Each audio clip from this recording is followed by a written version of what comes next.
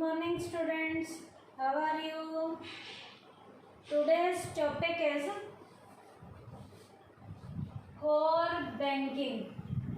बेटा ई बैंकिंग में आज हम स्टार्ट करने जा रहे हैं नेक्स्ट कोर बैंकिंग। इसका एक और नाम भी है कोर बैंकिंग सॉल्यूशन और इसका एक मेन पॉपुलर नेम है जिसे हम कहते हैं सेंट्रलाइज्ड बैंकिंग सॉल्यूशन।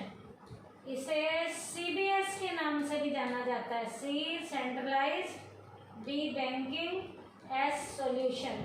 तो आज का जो हमारा टॉपिक है इसे कोर बैंकिंग भी कहते हैं, कोर बैंकिंग सॉल्यूशन भी कहते हैं या सेंट्रलाइज्ड बैंकिंग सॉल्यूशन भी कहा जाता है क्या? इसका मीनिंग क्या है?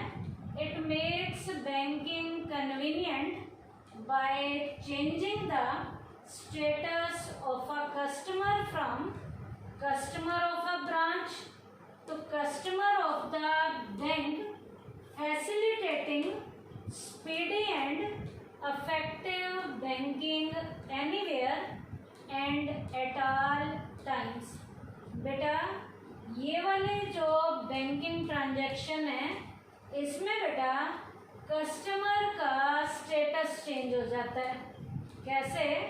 कस्टमर ऑफ द बैंक से कस्टमर ऑफ द ब्रांच की तरफ, मतलब एक ब्रांच से दूसरी ब्रांच में, एक बैंक से दूसरे बैंक में, कहीं पर भी किसी भी टाइम में इस तरीके से कस्टमर का जो स्टेटस चेंज होगा इस बैंकिंग के सिस्टम में, उस सिस्टम को हम किसका नाम देंगे? Centralised banking solution. अब इसमें कैसे उसका स्टेटस चेंज होता है? In this system a customer by opening a bank account in one branch. इसमें क्या होता है? कस्टमर एक बैंक के ब्रांच में अपना अकाउंट खोलता है, can operate the same account in all CBS branches of the same bank anywhere across the country। एक बैंक के ब्रांच में अकाउंट के खोलने से उस सेम अकाउंट से वो सीबीएस की सारी जितनी भी बैंक की ब्रांचेस हैं कहीं भी देश के अंदर वो सारी ट्रांजैक्शंस कर सकता है। एक जगह अकाउंट खोल के उसी अकाउंट से देश के अंदर उसकी जितनी भी ब्रांचेज हैं या देश के अंदर उनके जितने भी बैंक हैं उनमें वो ट्रांजैक्शन इस कोर बैंकिंग सिस्टम के जरिए या सेंट्रलाइज्ड बैंकिंग सॉल्यूशन के जरिए की जा सकती हैं। अब जो यहाँ पर इस तरीके से ट्रांजैक्शंस की जाती हैं उस ट्रांजैक्शन में क्या क्या होता है? It is a material with which branch of the bank the customer deal with when he or she is a CBS branch customer। बस शर्त ये होनी चाहिए कि वो CBS बैंक ब्रांच का कस्टमर होना चाहिए। तो एक ब्रांच में अकाउंट खोलने के बाद उसी अकाउंट से वो देश के अंदर उसकी जितनी भी ब्रांचेज हैं उनमें ट्रांजैक्शन कर सकता है। देश के अंदर उनका जिन बैंकों के साथ टाई अप है उनके साथ ट्रांजैक्शन कर सकता है। A CBS customer is given a unique ID. बेटा जो सीबीएस लेवल का कस्टमर है, सेंट्रलाइज्ड बैंकिंग सॉल्यूशन का जो कस्टमर है उसे बेटा एक अलग आईडी भी दी जाती है। इट विल आइडेंटिफाई, ये आईडी क्या आइडेंटिफाई करेगी?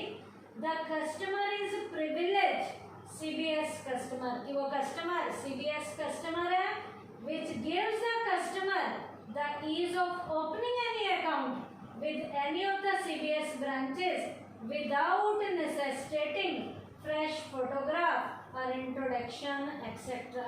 इसका मतलब क्या है कि जब उसको वो यूनिक आईडी दी जाती है, इसका मतलब क्या है? एक बैंक ब्रांच में वो अपना अकाउंट खोलने के बाद देश के अंदर उनके जितने भी ब्रांचेज हैं, जितने भी बैंक हैं उनमें वो ट्रांजैक्शन कर सकता है बिना अपनी फोटोग्राफी की आइडेंटिटी को दिए या कोई और जो उसकी इंट्रोडक्शन है वो देने की ज़रूरत नहीं है।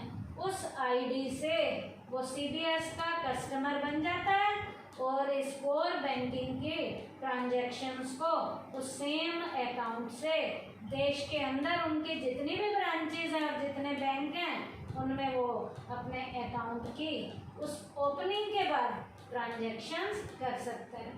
अब बेटा सीबीएस ब्रांच का जो कस्टमर है उसे क्या क्या फैसिलिटीज दी जाती हैं, उसकी फैसिलिटीज क्या क्या हैं। पहले उसकी फैसिलिटी है cash withdrawal facility from any of the CBS branches. किसी भी सीबीएस की ब्रांच से वो कैश को विड्रॉ करने की फैसिलिटी को अवेल कर सकता है। क्या कैश विड्रॉल फैसिलिटी को अवेल कर सकता है from any of the CBS branches, जितनी भी सीबीएस की ब्रांचेज हैं। दूसरा, instant transfer of funds, at a time fund transfer कर सकता है between the accounts across the country. देश के अंदर जितने भी अकाउंट हैं उनमें इंस्टेंट ट्रांसफर कर सकता है फंड की। किसके अंदर? अंडर सीबीएस ब्रांचेस, लेकिन वो सीबीएस की ब्रांचेज होनी चाहिए, सीबीएस के अंडर के बैंक होने चाहिए। तो इंस्टेंट लेवल का फंड ट्रांसफर भी किया जा सकता है देश के अंदर। उसके बाद है third, passbook can be updated across the branches under CBS. इसका मतलब सीबीएस की जितनी भी ब्रांचेज हैं, सीबीएस की जितनी भी ब्रांचेज हैं, उन ब्रांचेस के अंदर उसने अपनी पासबुक को भी यदि अपडेट करना है तो अपनी पासबुक को भी क्या कर सकता है? अपडेट कर सकता है। किस फैसिलिटी से?